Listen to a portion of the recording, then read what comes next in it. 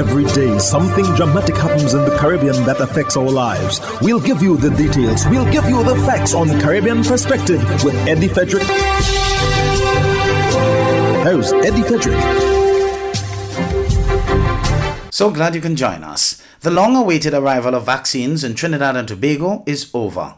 This story takes the lead in our 1081st edition of Caribbean Perspective for Thursday, 1st April 2021. Details after this break. Did you know that your friends and family can now shop at the Food Fair from anywhere in the world, and you can receive here in Grenada? The Food Fair and GrenadaMarket.com now make it possible through secure online shopping and personalized customer service. Simply send your loved ones a list of your preferred items or let them fill an online basket, and the items will be available for pickup or delivery. Visit GrenadaMarket.com or thefoodfair.gd today for more details. The new norm. Spread the news.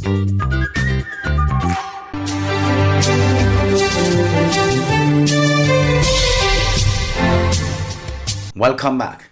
Trinidad and Tobago has received its shipment of COVID-19 vaccines through the COVAX facility.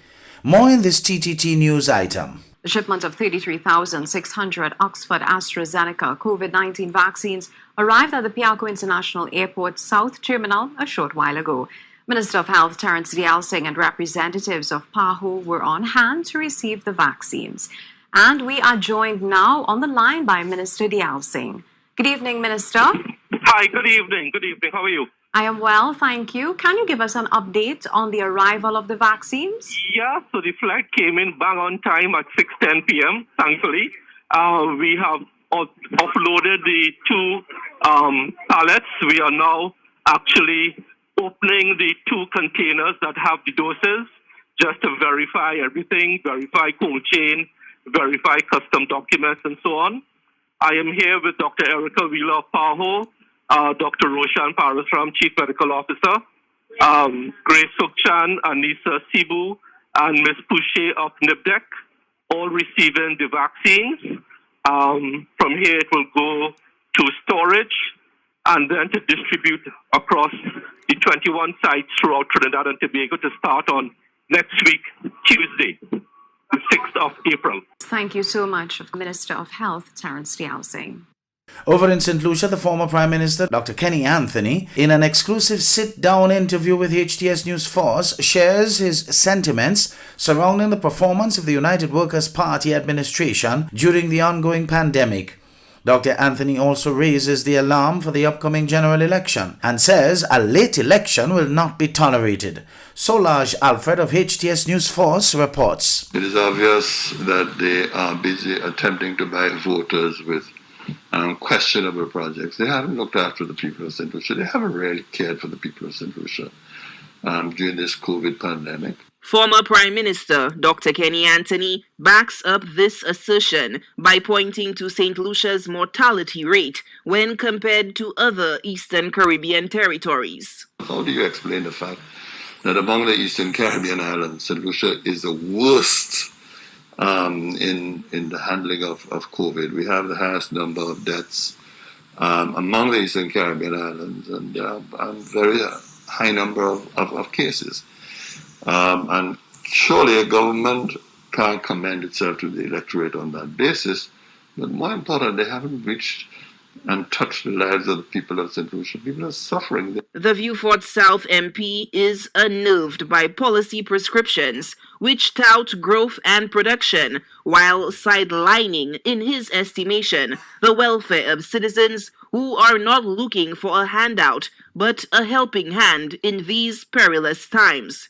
With prosperity in short supply, he cites what he views as the deafening silence from the corridors of power on the plight of ordinary citizens facing eviction and bill payments due to the pandemic crisis. What the government has done is to say to the people of St. Lucia, your welfare is not important to us. What matters is, of course, that we need concrete and roads so that we can get growth in the economy. And I can tell you it'll be a mountain to climb because of the very serious state of the St. Lucian economy. The island prepares for an upcoming general election. Dr. Anthony would not even countenance the thought of the current dispensation not honoring the Constitution and respecting the will of the people. Should the government attempt to go beyond June 6th, then it should be met with resistance and protest on the ground. The sooner we have the elections, the better for the sake of the future of this country. June 6th, 2021 will mark 5 years since the last election. An election can be held no later than 90 days after the 5th anniversary of the first sitting of Parliament, which in this case took place on July 12, 2016.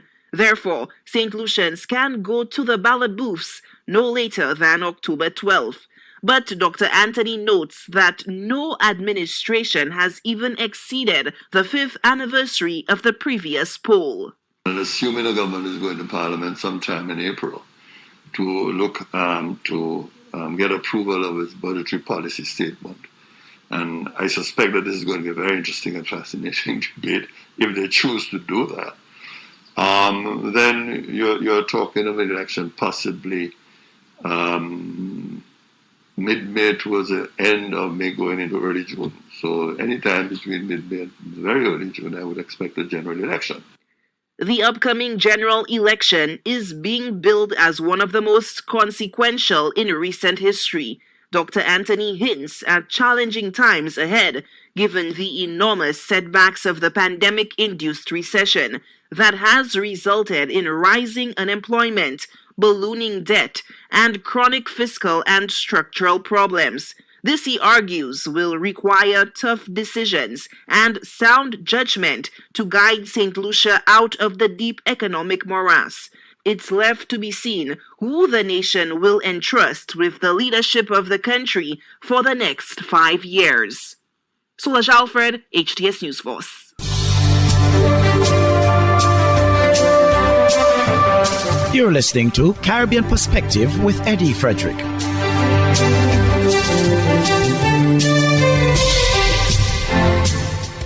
Another shift in the timeline for the return of cruise ships to Jamaica from March to May and now indefinitely, probably November, in a phased manner. O'Shane Masters of TVJ News reports. Yet another shift in the timeline as to when cruise ships will visit the island again. Speaking with our news center late last year, Tourism Minister Edmund Bartlett was optimistic that cruise shipping would resume in March this year.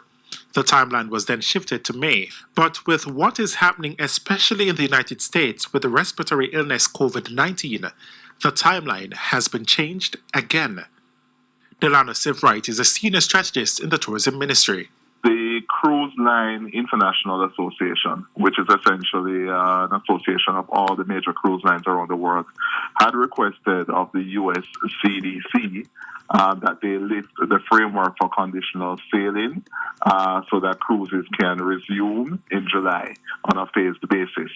From our understanding, the CDC has rejected this and intends to stick now to their November timeline, November 2021, to have a phased reopening of the cruise industry. Mr. Sivright says this is a major setback for Jamaica.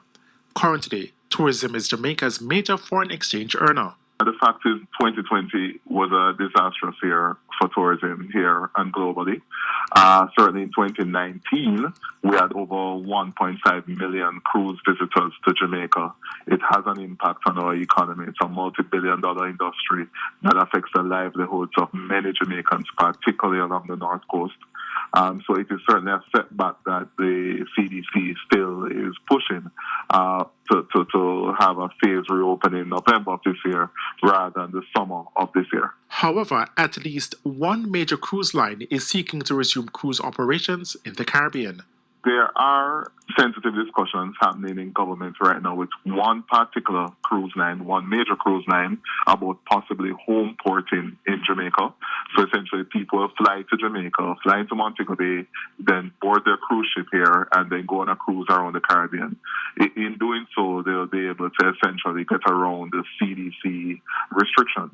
But of course, that's a sensitive discussion that would involve several agencies and ministries here in Jamaica on the way forward. Shane Masters, TVJ News. In the meantime, Manchester in Jamaica has been a COVID-19 hotspot over the last few months. The number of cases and deaths continue to increase as people continue to disobey the protocols and object to the vaccine. But stakeholders are insisting they will continue in their effort to educate and assist in fighting the virus. Herman Green of TVJ News has some details. Mandeville, Manchester has had all experiences with COVID-19. A spike in early January, tighter curfew measures in February, healthcare workers out sick with COVID even as hospital wards are full of cases, and more recently, protest action against the vaccine. But despite the challenges, Custos of Manchester, Garfield Green, is leading a team to push back against the parish outbreak. The drive is to find new ways to educate and encourage the public to give the protocols a chance to work. So we have with us today masks, sanitizers, some bumper stickers for the taxis that says no mask, no seat, or no ride.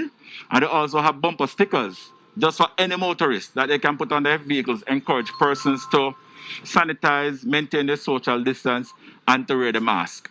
We also have with us the COVID hotline numbers for Manchester that persons can call and share information with them or get information regarding COVID-19.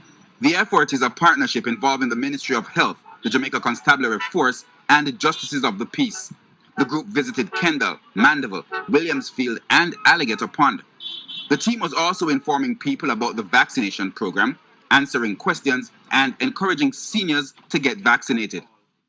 They have to register, and our Justices of the Peace are making themselves available for those over 75 who are some challenge in getting themselves registered. If you are aware of any persons that need help, they can contact the Office of the Custos, and we will put arrangements in place to help those persons to get registered and to come out and get vaccinated. The Health Ministry has turned its attention to Manchester recently, as in addition to disregard for the protocols, some people have protested in objection to the COVID-19 vaccine. The Health Minister also toured the parish recently, educating persons about vaccines and their role in eradicating diseases. Last year was great. This year will be better. Data, internet, drinks, groceries, fuel, cooking gas, electricity, savings account, property or vehicle insurance, Hubbard's, promotion coming soon.